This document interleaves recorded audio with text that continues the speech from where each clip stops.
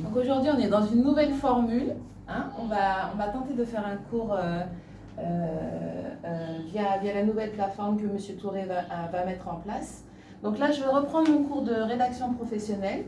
Donc on va reprendre depuis le début parce que je ne sais plus trop où on s'est arrêté dernièrement. Donc je vous ai fait de superbes diapositives et on va commencer par le premier chapitre, comment rédiger un courrier.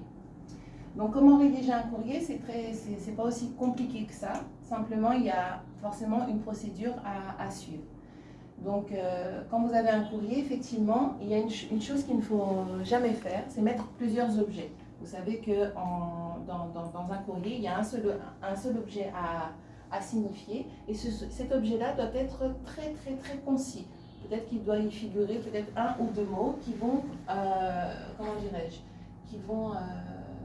qui vont résumer l'objet de votre courrier.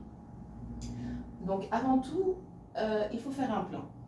Vous savez à qui vous vous adressez, vous devez vous assurer de la personne à qui vous vous adressez, ce que vous voulez lui dire et comment vous allez lui dire. Comme en communication orale, la communication écrite, on peut percevoir le ton de la personne, de l'émetteur, de la personne qui écrit le courrier. Donc effectivement, il y a une manière de faire, notamment à travers la planification. Donc comme je vous disais tout à l'heure, il faudra tenir compte du destinataire. Encore une fois, vous ne pouvez pas vous exprimer de la même manière si vous exprimez à un collègue ou à votre directeur.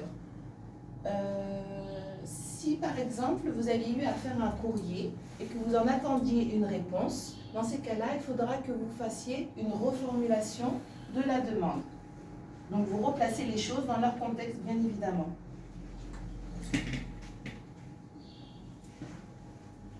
Comme dans tout écrit, donc on planifie effectivement, on va devoir dans ce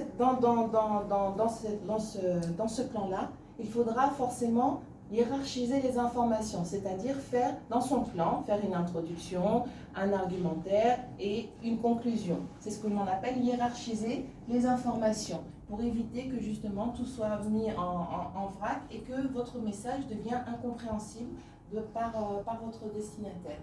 Vous devez choisir les bons arguments. Pour ce faire, encore une fois, un courrier doit être clair et concis. Donc même pour vos arguments, vous devez choisir les bons mots et faire en sorte que les phrases ne soient pas trop lourdes, de manière à ce que votre destinataire puisse comprendre l'objet de votre courrier. Donc comme je viens juste de vous dire, effectivement, vous devez choisir vos mots et respecter les règles de lisibilité. Alors, les règles de lisibilité, je vous les dis tout de suite, si ça vient. Les règles de lisibilité. Alors, j'ai encore employé mon français de tout bas, n'est-ce pas? Donc, dans les règles de lisibilité, vous devez bannir le jargon des spécialistes. C'est-à-dire que comme en communication orale, si vous vous souvenez bien, dans les argumentaires de vente, je vous disais qu'il ne fallait pas employer des mots trop techniques vis-à-vis de votre destinataire parce que vous n'aurez pas forcément le même code commun. Donc là, c'est la raison pour laquelle dans la règle numéro 1 des règles de lisibilité, vous devez bannir le jargon du spécialiste. Vous devez toujours vous imaginer que votre destinataire, c'est vous. Est-ce qu'il va comprendre tout ce que vous allez lui dire si vous utilisez effectivement tous ces jargons, toutes ces techniques, tous ces jargons techniques, pardon. Vous devez donner la signification des sigles si vous en utilisez. Par exemple, si vous utilisez le sigle IFAM, vous l'écrivez IFAM, et entre parenthèses, vous écrivez l'intégralité de la signification. Donc encore une fois, je ne vous le rabâcherai jamais assez, vous devez faire des phrases courtes pour développer une idée par phrase. Vous vous rappelez, on avait fait un cours sur comment visualiser les paragraphes, quand il y a des paragraphes et quand il n'y a pas des paragraphes. Si vous vous souvenez bien, dans chaque paragraphe, il y a une idée essentielle. Normalement, dans chaque paragraphe, vous devez avoir, comment dirais-je, des mots articulateurs. Si vous n'avez pas cette lisibilité, par exemple, point à la ligne, et on va à la ligne, on entame une autre idée, il y a forcément les mots articulateurs dont je vous avais parlé précédemment. Donc, vous devez faire des phrases courtes et développer une idée par phrase, donc par paragraphe. Vous devez alléger les phrases, donc en réduisant les nombres de subordonnés. Vous vous souvenez de vos cours de français, hein, les qui, que, quoi, dont, où. Ça, c'est à éviter, d'accord? Donc, vous devez au maximum faire des phrases très concises. Vous devez veiller à l'équilibre des paragraphes, c'est-à-dire que vous devez faire en sorte que vos paragraphes soient homogènes. Il ne faut pas qu'il y ait un paragraphe de 10 lignes, puis après un autre paragraphe de 2 lignes.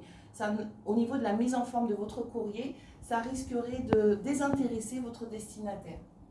Et si la correspondance comportait plusieurs pages, vous devez faire apparaître en bas de page la pagination. La pagination, c'est le fait de numéroter le nombre de pages de votre courrier. Donc ça, ce sont les règles de lisibilité que vous devez prendre en compte lorsque vous rédigez tout courrier, que ce soit un courrier personnel, un courrier administratif ou autre. Deuxièmement, vous devez choisir le ton juste. Donc je vous en parlais tout à l'heure. Comme en communication orale, effectivement, les mots que vous allez employer, la manière dont vous allez tourner vos phrases vont faire en sorte que votre destinataire va percevoir votre état d'esprit, comment vous êtes, si vous êtes fâché, si vous êtes enjoué, si vous êtes sérieux, etc. etc. Et ce encore, du fait des mots que vous allez employer, de la structuration de la sémantique. Alors je vous rappelle encore, la sémantique, c'est la constitution de la phrase, vous vous souvenez? Donc vous devez faire attention à cette construction de la sémantique-là, parce que c'est ce qui va montrer à votre destinataire l'état d'esprit dans lequel vous êtes lorsque vous écrivez votre courrier. Bien évidemment, vous devez aller à l'essentiel. Il ne faut pas oublier que c'est un écrit professionnel. Donc l'objectif visé, c'est l'efficacité. Hein. Vous devez citer des faits. Si vous devez citer des faits, vous devez obligatoirement donner des chiffres, donner des statistiques, des dates exactes. C'est-à-dire qu'un courrier professionnel, c'est un courrier qui est vérifié et vérifiable. Tous les éléments que vous allez mettre en tant que faits devront être vérifiés. Vous ne pouvez pas extrapoler dans un écrit professionnel. Ça, c'est très dangereux et vous risqueriez de perdre votre crédibilité. Vous devez systématiquement utiliser des formules positives. Si tant bien même vous êtes en désaccord avec votre correspondant, vous devez tout de même essayer d'utiliser au maximum des formules positives. Ça permettra au contraire à votre destinataire de montrer votre professionnalisme. Par exemple, vous ne direz pas notre établissement n'a eu que 20% d'échecs au bac, mais vous direz notre établissement a eu 80% de réussite au bac. Donc c'est quand même quelque chose qui est différent à entendre à l'oreille et à lire également. Vous devez limiter la redondance. La redondance, c'est les répétitions. Tout le temps utiliser les mêmes mots, les mêmes tournures de phrases, ce n'est pas bon. Ça aussi, ça peut vous discréditer au niveau de votre écrit. On croira que vous n'êtes pas forcément un bon professionnel parce que votre manière d'écrire va relever votre professionnalisme. Donc c'est la raison pour laquelle il faut bien veiller à respecter toutes ces règles d'écriture.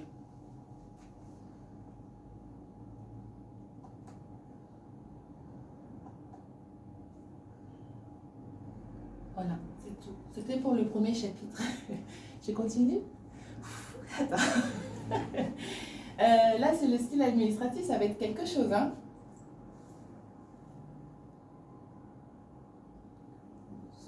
Attends, tu peux arrêter 2 secondes?